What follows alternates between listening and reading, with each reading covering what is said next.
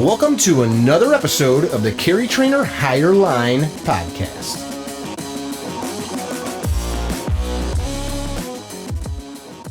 Hey guys, welcome to another episode of the Higher Line podcast. I've got a new friend today, Ron Jarman, right now in Tamarindo, Costa Rica. You are a Jiu Jitsu practitioner. You own the Hero Jiu Jitsu Academy there, right?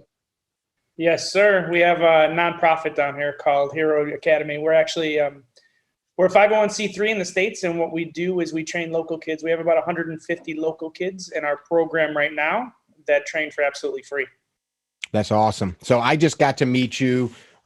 Your friend, my coach, Dan Hart, my friend, brought us down there for Henry Aiken's camp just a couple weeks ago, week and a half ago. Excellent time, cool town. I see why you migrated south with your wife to live there, and you've got the school there that you run these camps, which helps fund the school for these kids, right? Yeah, what we actually do, the way that we're funding the nonprofit right now is that we're holding retreats, jiu-jitsu retreats on a monthly basis pretty much. So you were at the Henry Aiken's one. The month before that, we had jiu-jitsu and Sean Hammond's down there. And we basically have a bunch more coming up, one every month until August at this point, which is the rainy season. And then we kind of taper off for a couple months and start up again in the next year. Okay. Why should the people that listen to this podcast or Americans in general give a shit about kids in Costa Rica learning jiu-jitsu? Good question. Yeah, I mean, it's extreme poverty down here. As you saw, some of the local houses, it's just a different way of life down here. They're really the only athletic activity that any kids get down here is soccer. Mm-hmm. And that's kind of playing in the corner soccer yards and with all their friends. For them to have any kind of organized sports was just unheard of for the most part before we started. Okay. We teamed up with a charity down here that's been here for, I believe, 15 years at this point. It's called Sepia. So what Sepia does is identifies at-risk youths. I gotcha. Yeah, and what they do is they work with those families that have alcohol abuse, substance abuse problems in the home with the parents, and they try to provide them some after-school activities. So how are they identifying these kids? So it's typically through an agency out here called PANI, which would be similar to the United States, would be like Child Protective Services almost. I see. So PANI steps in where there's some kind of report of abuse or there's alcoholism or drug abuse or something like that in the family. PANI will come in and do some kind of a report, and then they work with Sepia. So Sepia does a women's program where if there's abuse in the home, Sepia will take in those women. They have a women's center to help them get back on their feet with their families. So what we did with them is when we started the academy, it kind of happened by circumstance. Ron Jarman was the guy that started the academy, him and his wife Lola, and he just wanted a place to train. He was doing some other charity work down here, but what had happened when he started the Jiu-Jitsu Academy was that his housekeeper came up to him and said, "Hey, my daughter's being really bullied at school. She has low self-confidence. She's talked about committing suicide before." Wow. So yeah, so what happened with that was that she's like, Rome was like, yeah, fine, send her in. She was our first student ever. And then she came and started training with us. And then within a couple weeks, it was crazy. Like this was at the very beginning. I had joined with them just after this. But, you know, the first student comes in and then she brings in 2 of her friends and then she brings in 5 of her friends and then it just kind of grew from there. That's awesome. Yeah. The COVID, as it popped up here in 2020, you guys kind of shifted gears a little bit too from the outreach, giving the kids sports and a martial skill to help them develop good ethos. You guys started feeding these kids and families too, didn't you? Yeah, it went really crazy here really quick, to be honest with you. As I mentioned, it is a very poor nation, especially for the locals. Most people are surviving on $2 to $3 an hour. And as you saw while you were here, groceries aren't cheap. Cost of living is not cheap here. It's very expensive to live here. So what had happened was after we closed the doors for the academy, my wife and I finally bought the academy on March 18th. We closed the doors on March 20th. Just because of some edicts from the government that we couldn't train and so forth. So we couldn't have any kids in the academy. We've known these kids now for 4 or 5 years at this point. We started in 2016. The family started reaching out to us almost immediately because we have done something like this after Hurricane Nate hit here. So they reached out to us. They're like, hey, we don't have any food. They live not only on a paycheck to paycheck basis, but most of the families here live literally day to day. They'll go and buy some bird whistles or some hammocks or something to sell on the beach, make a little bit of profit, feed their family for that day. So as soon as this tourist stopped coming, they didn't have any money within 2 or 3 days. So at that point, we shifted gears a little bit. Yeah. So we basically came down to the point where like, okay, we'll take care of the families within our program. You know, out of 150 kids, there was 20 or 30 families that really needed help. So after we put out that first shipment, it kind of just took off from there, to be honest with you. So as soon as people heard that we were helping people, then the requests came kind of flooding in. The bigger agencies, there was no government help at all. And the bigger agencies were kind of gearing up at that point because we were only a week or two into really the borders being shut down. So we started working with the biggest problem that we saw in the area here was that we have a lot of Nicaraguan immigrants that aren't on any kind of public welfare. They're basically illegal. And they work here for odd day laborers. So what happened with them is that there's no government assistance for them. They can't get any help from the schools. They can't get any food. So we started working with a Nicaraguan church in the area and started feeding those families right away. And at our peak, I mean, we were doing 130 bags a week. What is it that is in Costa Rica that's not in Nicaragua? Why would the Nicaraguans want to come over the border into Costa Rica? As crazy as it sounds, there's opportunity here. There's more opportunity. Is it because of tourism? More tourism? Yeah, for sure. I mean, you might make $2 to $3 an hour here. In Nicaragua, you're making pennies. Okay. So it's nearly impossible to live there. It's a super poor country. And if you can hustle here, you can make a good living off of tourism stuff. So you could sell tours or do whatever you might want to do. But there's at least gringos here that are spending some money. You know, when I was a younger man, I would have been like, my thought would have been, and my parents were involved in many charitable things. My father, as a minister, it was kind of a normal part of our life, but I would have thought, screw those people, you know, there's people hungry here. Yeah. And maybe not been that crass, but that would have been like my main thought, having spent a couple of weeks there. Now, you guys listening, if you saw me share about our bag getting stolen when we were there, first of all, I'm not an idiot. When I travel, I've never had this happen. It happened this time. We found out Ron helped us after our bag with our passports and some other important items was stolen on our way to the airport. Local police that we met told us that the rental car companies, not the companies themselves, but probably a nefarious employee was in cahoots with a local petty thief, and they had master keys. And of course, I'm angry about it, but I was explaining to some of you guys that the folks there look at us, I'm assuming, I'm making an assumption, like we've got everything. The stuff that was in that bag was worth more than what some of those people make in a year. And that's not because I'm rich. It's because they just have so little.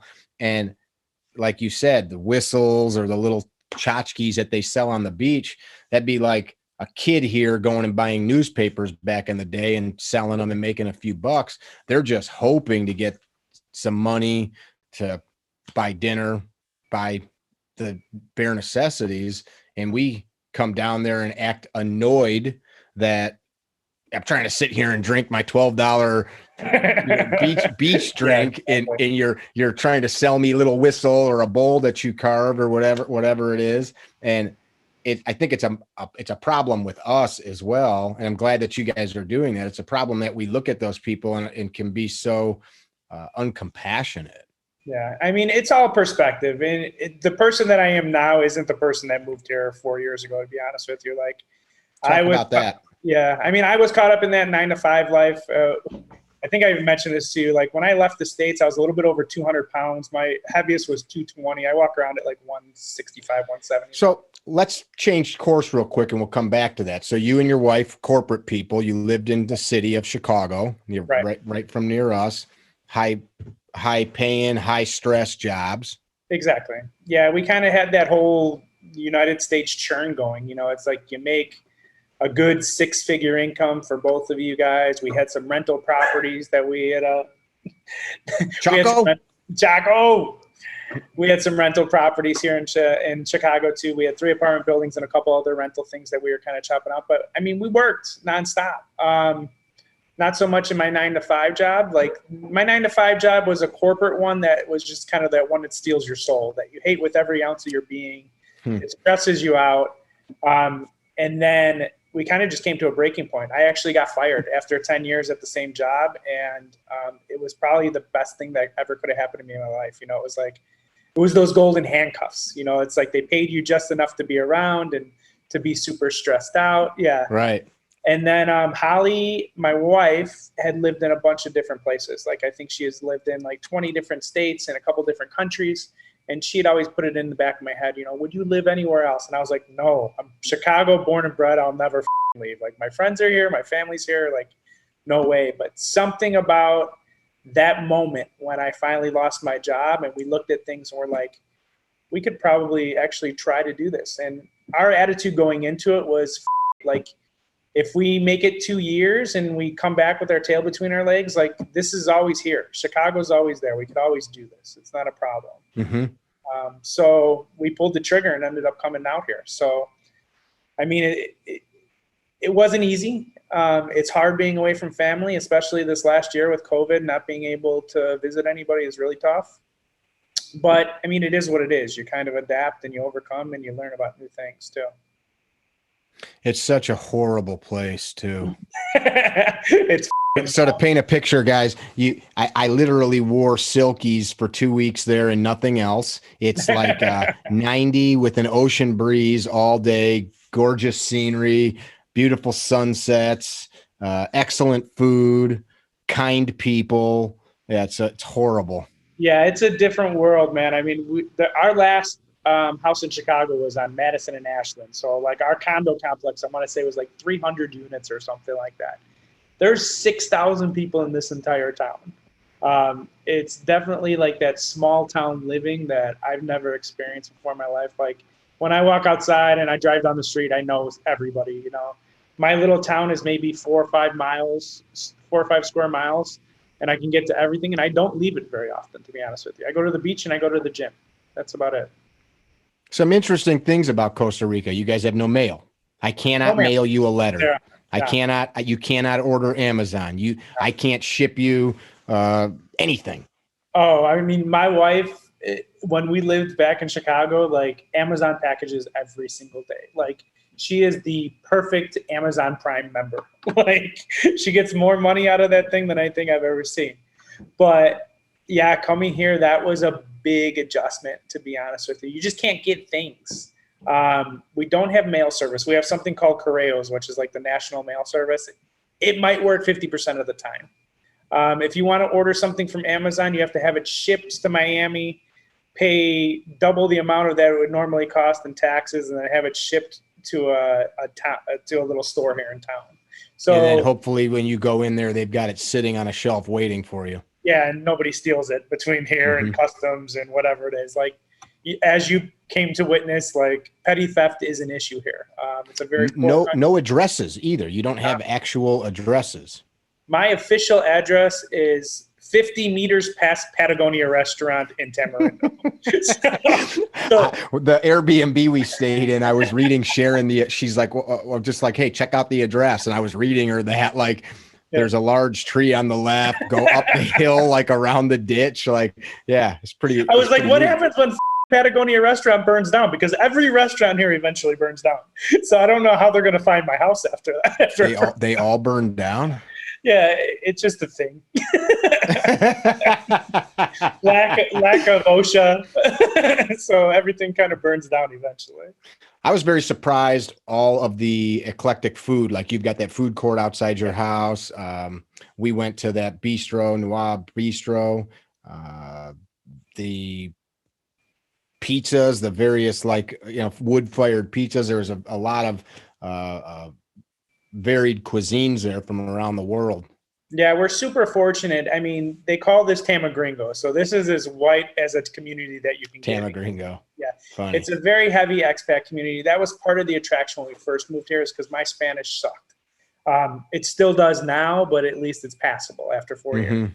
But we wanted to be somewhere where we were close to a grocery store, where we can go to bars and restaurants, where, you know, we can get food that we might like. So the good thing about Tamarindo is that since it is a tourist town, it has a huge expat community. So not only are there Americans here, there's also Argentinians and Italians and Venezuelans. And that's very fortunate because it brings all this really good food here to Tamarindo. Yeah, I noticed that when we were there. You guys, when you set up a camp or a retreat, people go right to your website, and whoever the instructor or coach is, you take care of everything, the lodging, everything, right?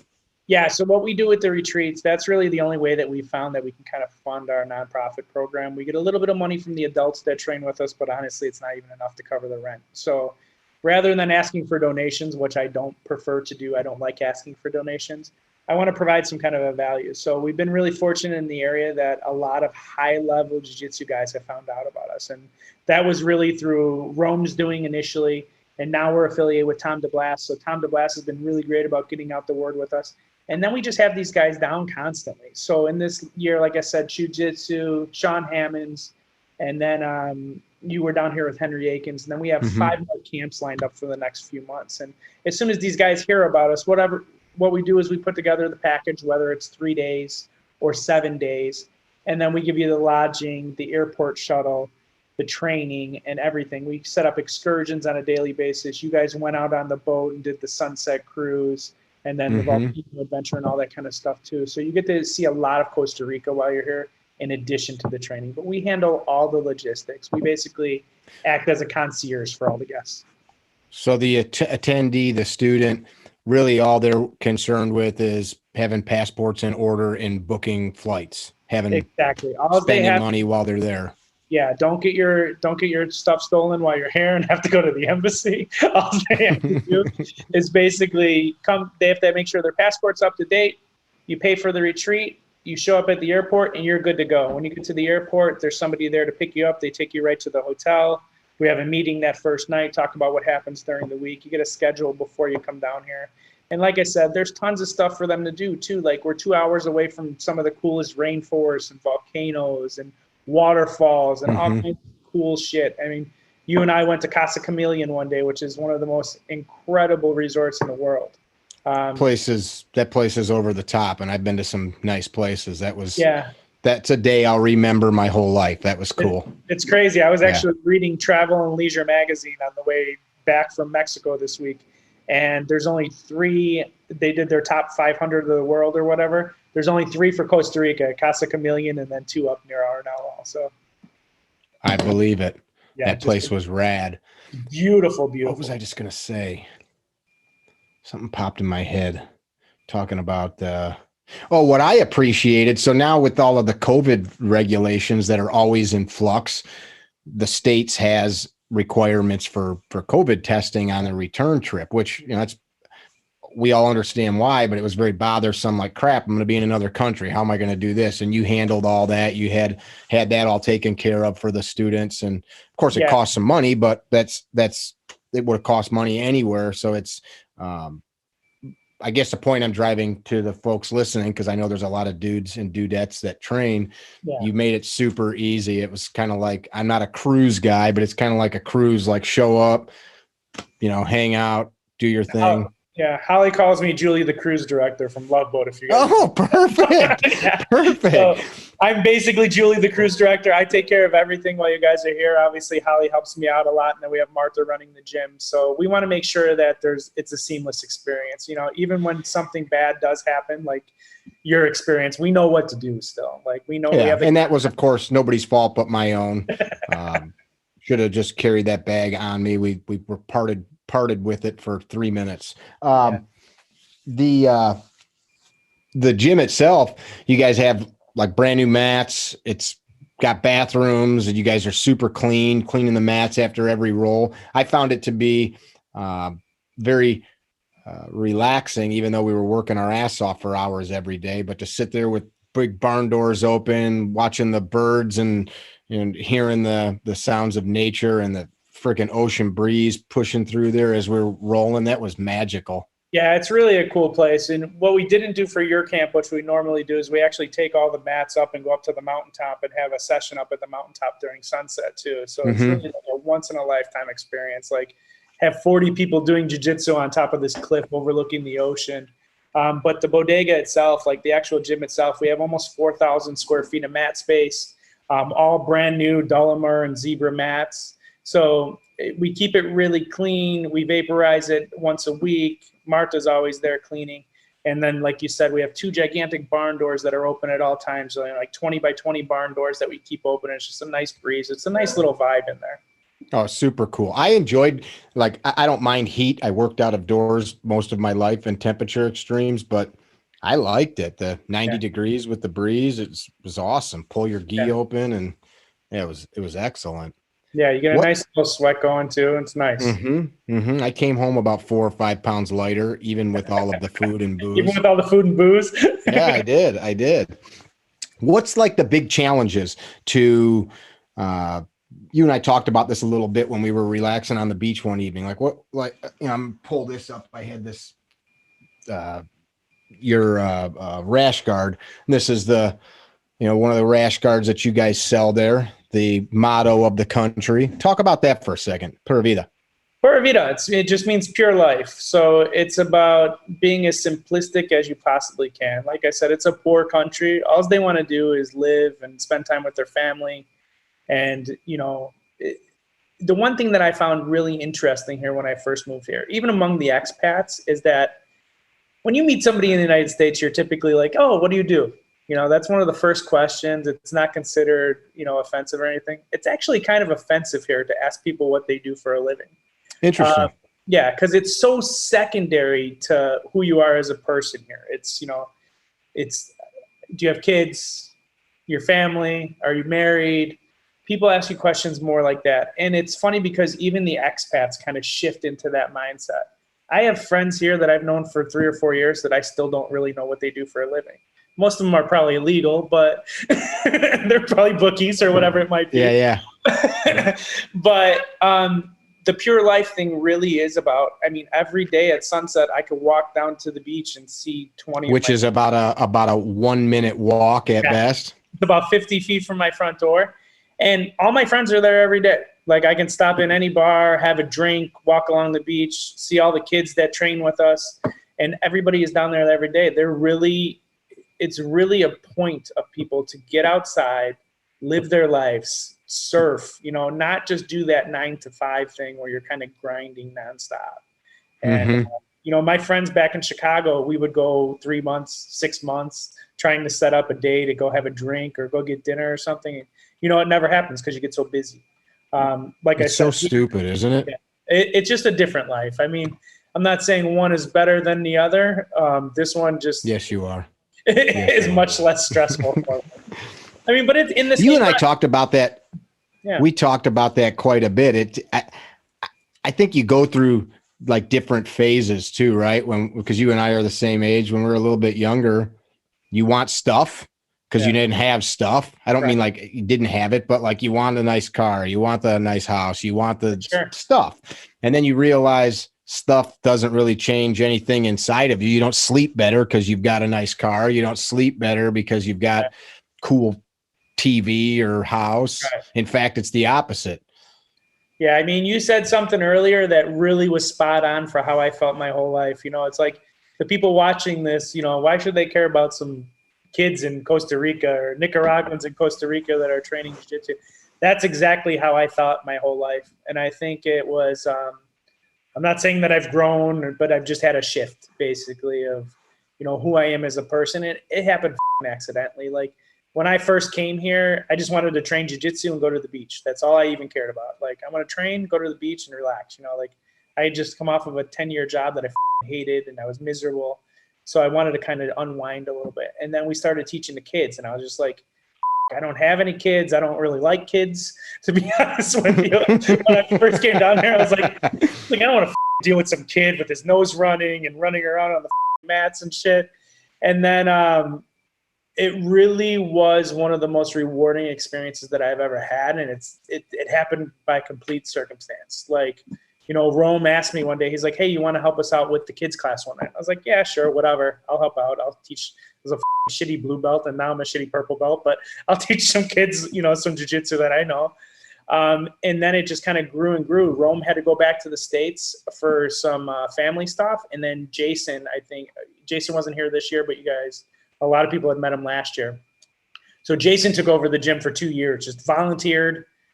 Wow. Literally ran our kids program and our adults program for the last 2 years by himself. I was helping him out as much as I could, but I had other stuff that I was doing, and I didn't want to take on another full-time job, you know. So Jason took it over for 2 years by himself, and then when COVID finally hit this year, it wasn't going to stay open anymore just because there was nobody paying dues. So then Holly and I stepped in, and we bought the place basically for the cost of the mats. And then we took it over, and it was closed for 6 months for the kids. They didn't have anything going on. They couldn't go to school. They couldn't go to jiu-jitsu. And then after that 6 months, we finally just opened up about 2 months ago, and we have some kids coming through again. I mean, each class right now is like 50 kids. It's crazy. You guys help them get gis, get training material, all that stuff too. 95% of the kids in our program pay zero. Like I said, they're kids that were identified from Sepia that it would be a better situation if they weren't inside of their house as much as possible, if that makes sense. So Sure. What they do typically is that they'll go to school. There's no school anymore. Then they go to an after-school program at Sepia from like 3 to 5, and then they come. Then Sepia actually pays for the bus to bring them to Hero Academy. They train with us for a couple hours. And they don't get home till like 7 o'clock, 8 o'clock at night. So not only do we provide the training for them, we also provide safe passage. We make sure that they have chaperones, that they're on the bus all together, that they get to and from their house. We provide their uniforms for them. And then we started a bunch of other programs. We've been really lucky with some other volunteers like Manfred, which is the guy that did the fire show for us one night, teaches parkour for him once a week. And then we have some other teachers that teach gymnastics for some of the girls that, you know, aren't into jiu-jitsu or whatever the case might be. We had dance classes for a little while. So it's really a community project, everybody coming together and chipping in for their part. If these kids didn't have that, they'd just be kicking rocks in their yard. Out in the streets, yeah. It was funny, you know, like we've had some kids that come through that were like definitely already troubled. They were kind of already dealing with some shit that they shouldn't have dealt with, you know. It's like, you know, we talked about one person being suicidal. We've had some people that have come in that have been cutters, you know. But their situations in the home always kind of transgress over into the rest of their life. So if they don't want to be in their home, they're usually out in the streets starting shit. There's no money here. So it's like, if you're out in the streets, you're probably not behaving as you should be. You're probably stealing shit out of people's cars. You're probably trying to hustle somebody, you know. We're just trying to give them a different path and show them that there's other options, you know. We do that through martial arts, but we also have a lot of really good people that just hang around the gym. You know, our coaches are amazing people. We try to show these kids by example what they could do. It's the most fulfilling part of this for me right now is to see these kids that started with us 5 years ago. They're now teaching the classes. So we have Odalis, we have Marta, and we have Luis now teaching some of the beginner classes. So they've been doing jiu-jitsu for 5 years. Their Spanish is obviously much better than mine. So they start to teach the kids when they come into the program a little bit, which is really cool. What opportunities exist? So these kids go through this program, they spend every free minute there. Like, what is out there for them? Like, what's the desired end state, I guess, for these kids? I mean, I understand that go ahead. The good thing about Costa Rica is that they are provided with college free of charge, and university is very low cost. You know, like I said, most of these families are surviving for under $1,000 a month. So most of our families make $800 to $1,000, which is a very low wage to do anything here. You know, it's like you sit in your house for that much. Basically, you pay your rent, which is $300 or $400 a month, and you can eat. You know, and that's about it. Well, and your point earlier, like gas, groceries, it all still costs about what it costs in the States. Yeah, that's why like we came into some issues with the bus this year because, you know, the other charity couldn't afford it for a little while. So we had to pick that up and start paying for the bus because there's no way these kids can get here. They can't afford a taxi to come with us. Some of them are coming from up to 10 or 15 miles away. So it's crazy that we have to, you know, bus everybody in and make sure that they're all taken care of. What our goal is to basically is to instill in that next generation that there are other opportunities besides, you know, tourism shows some potential here and it's decent money. But, you know, if the next generation of these kids becomes, you know, a graphic designer or, you know, has some kind of a job with a stable salary, that's all we're really looking for. We're trying to make sure that they're staying in school. And as crazy as it sounds for the girls, they get pregnant very young here down here.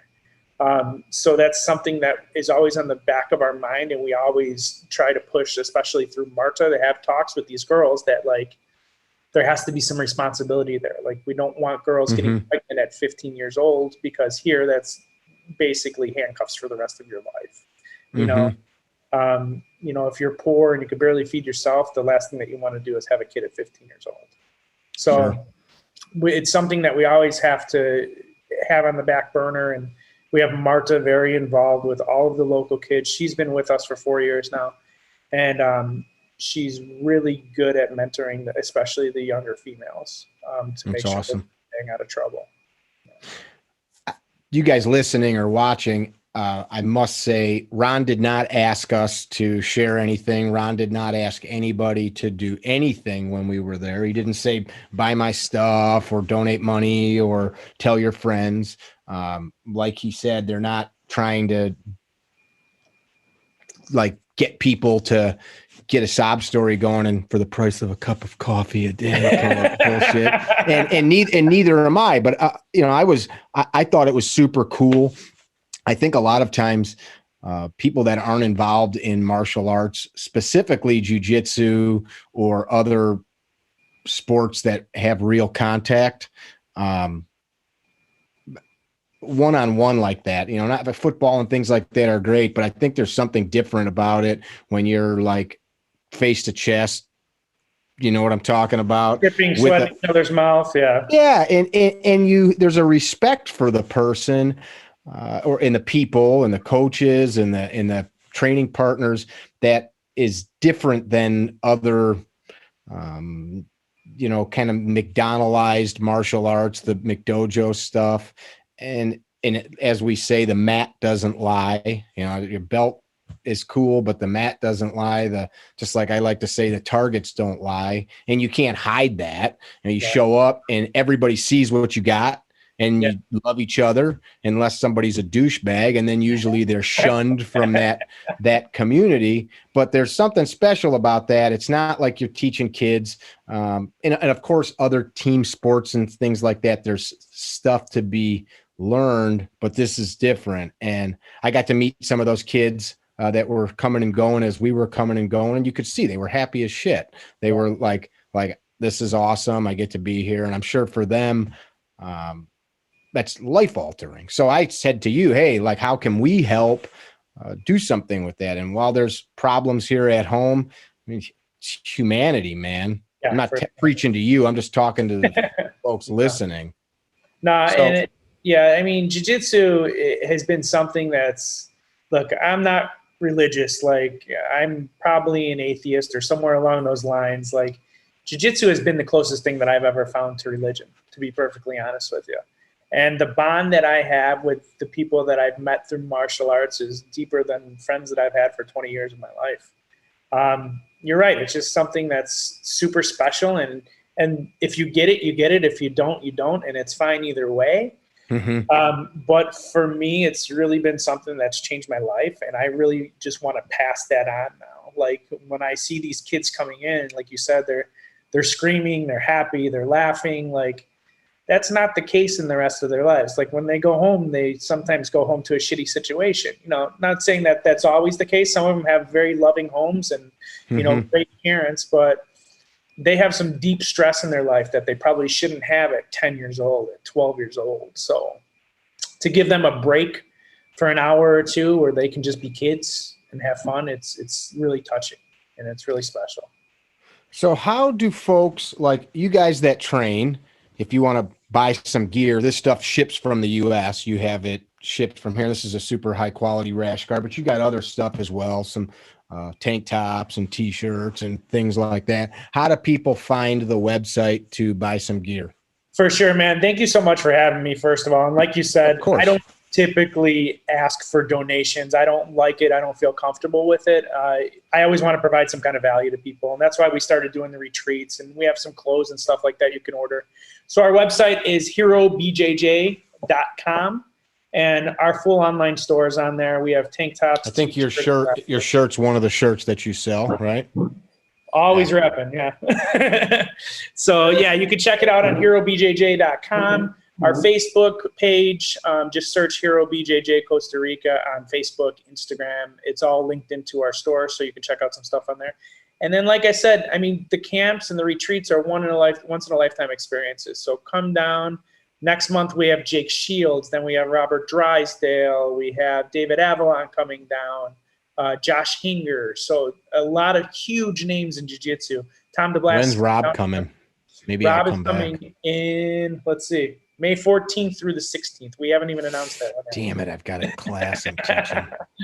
Yeah, so he actually reached out last week, and he's like, hey, man, I want to come down last minute. He's like, try to put something together for a weekend. So we'll get down, and as you experience, it's super small groups. So you might have, 20, 30 people on the mats, and you get a lot of one-on-one time with the instructors. I'm looking at my calendar. And I think for some people, they might think like, oh, I might not be like ready for that. It's not about being super awesome. It's about wanting to learn and having a good attitude, right? Oh yeah. All levels, all affiliations, everyone is welcome. Whether you've never taken a jiu-jitsu class before in your life, you're always welcome. I mean, you saw we had the world's greatest white belt down for our last camp, everybody's welcomed, and everybody, all levels are fine. Yeah, he was awesome. He was yeah. What he's talking about is we had a gentleman that literally identified himself as the world's greatest white belt. At least 100 times he told us that. So, and then we all crushed him. Yeah, there's no drama down here with affiliations. We have everybody come through the door, and these instructors are world-class guys. They've taught, from kids up to black belts, and everybody's going to get something out of one of the retreats. And in addition to the retreat, it's a world-class relaxation vacation. Like, for sure. Gals on the beach doing massages for $20. Yep. You guys in Costa Rica accept US dollars, which is super easy. Lots of people speak English. So it's like and I'm not trying to sell it, but I've traveled a lot of places, and it was super cool because it was super easy. Not having to worry about exchange rates and such. And it's a super special place. I mean, like I said, good Wi-Fi there. Yeah, good Wi-Fi. You can walk anywhere in town. So no matter where you're staying, we use a hotel for our retreats called Tamarindo Bay Boutique Hotel. It's one of the nicest places in town. Normally it's $150 to $200 a night. But since we work with them, we obviously use them for all of our retreats. Is that the one with Seasons attached to it? Exactly. Well, right next door to it. So Seasons at Arco Iris, that's who we use for our overflow housing. And then we're Tamarindo Bay right next door to it. But we do use Arco Iris as well.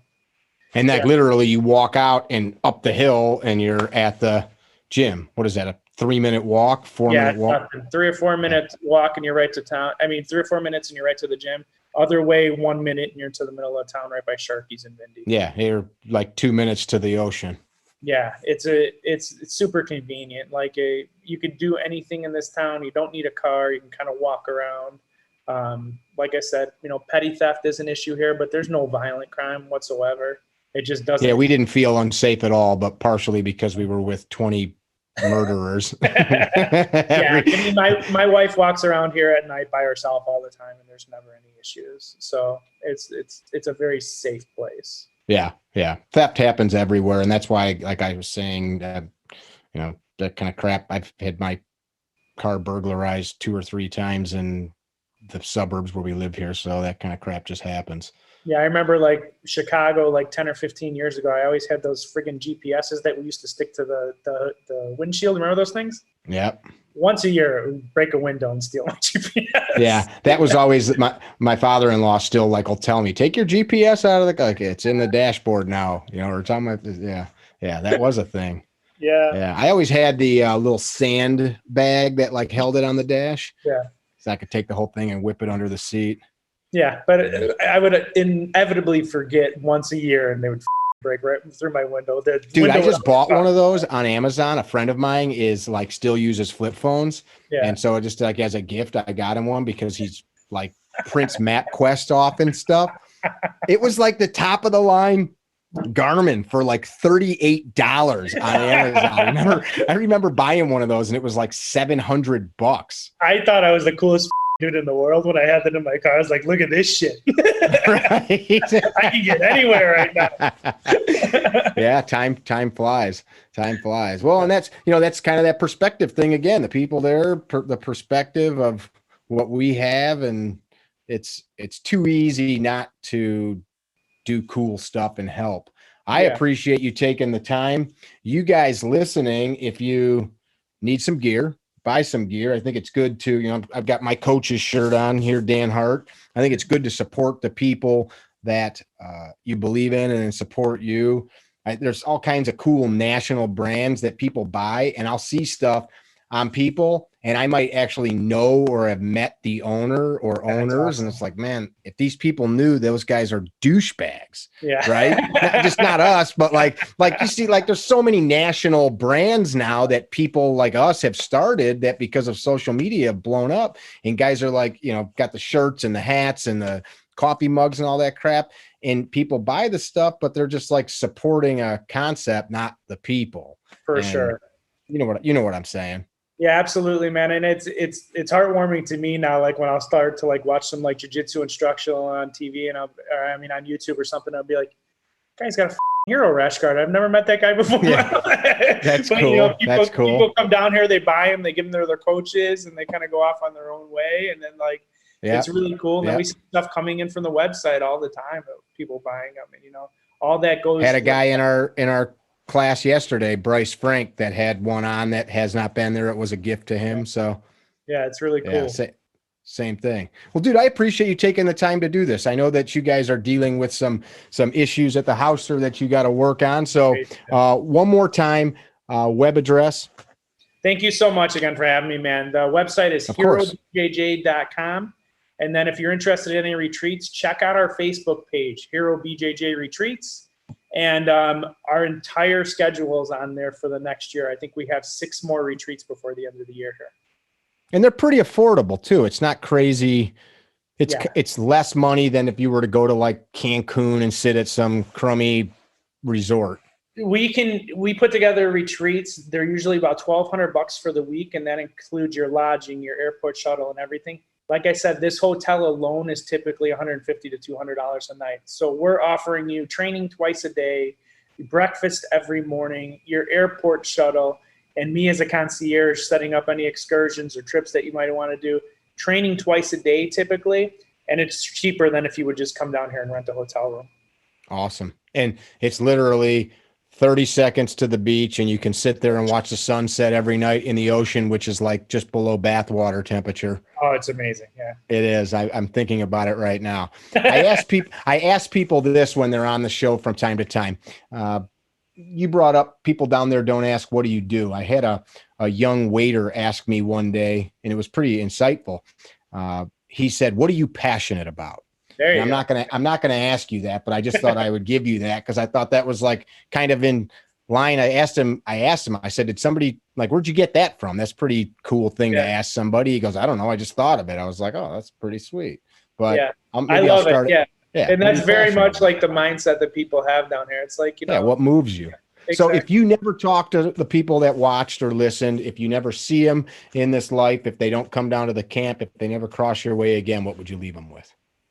I mean, just be kind. As cheesy as it is, it's like, I was just reading a book called The Prophet, which is obviously like an old standby. It was on the plane on the way there. And one thing that really stuck with me, I just read it the other day, and it's like, when you give with joy, you get joy in return, and you'll never be empty. So it's something that's really been profound for me to find happiness in life. Like, I was a pretty miserable person before I came down here. I loved my wife. I loved my friends, but deep down inside, I was always missing something. And I found that, you know, giving with all my heart and not expecting anything really made a difference in my life.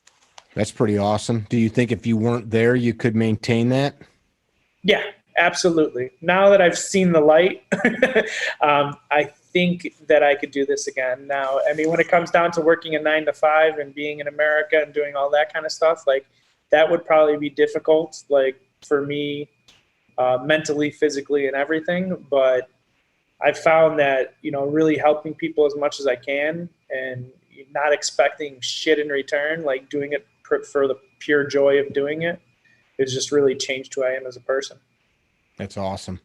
Yeah. I think it's like we go on these journeys and then we hear it when we're younger and it's always something simple and you're like, nah, you know, like that person's just trying to like sell me some shit. I want the pot of gold, man. You're not ready for that message until you're ready for that message. It's as easy You're as right. Like if I heard that when I was 30 years old or 25 years old, it would have been like, kids in Costa Rica. I need some spinners on my car. Yeah. I need another GPS. It just got stolen. Because I was too drunk and lazy to take it off the dashboard. Exactly. Yeah. But I think that the kind of in the thread of what we're talking about is even if you're not ready for it, it's kind of like being at jiu-jitsu. There's certain things that I see, like, I don't know what the hell that guy did, but I've still watched it and you appreciate it. And just like what you're doing with those kids, you expose people to these concepts. Cause there's things I've talked about this many times, Rudyard Kipling's poem, If, that most people have learned in school. Somebody handed that, a great friend of mine, not just somebody, gave it to me, a mentor of mine when I was 18 or so. And I read it. And it was like, okay, that's cool. You know, like it's this nice, thoughtful poem about a man, like boy growing into a man kind of a thing. Cool. Folded it up. You know, I'd read it every year or two. And then maybe at like 35, after life had kicked me in the dick a handful of times, like, but yeah. You're like, oh, like, it makes a lot more sense now. Yeah. But I was still exposed to those concepts a little bit at a time. Yeah. Yeah. I dig it. Eventually they make sense to you. Hopefully, because there's a lot of idiots in this world. That was kind of a joke, kind of not. Ron, I appreciate you.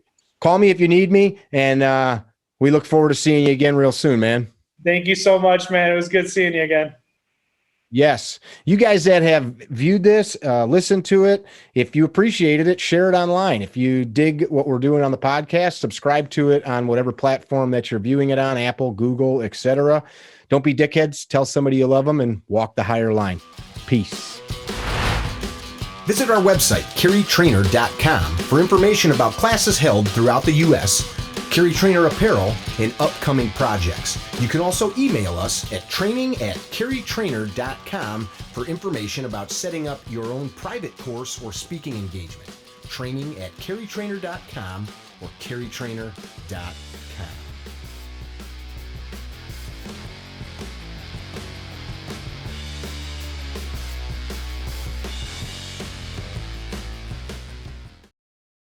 Hey, little brother, what do you think of gunfighter gun oil? I'm gonna have to show you.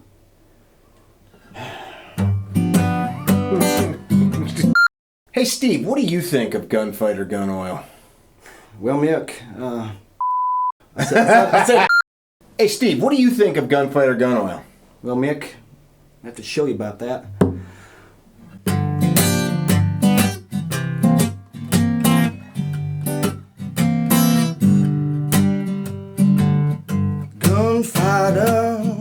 Gunfighter lube.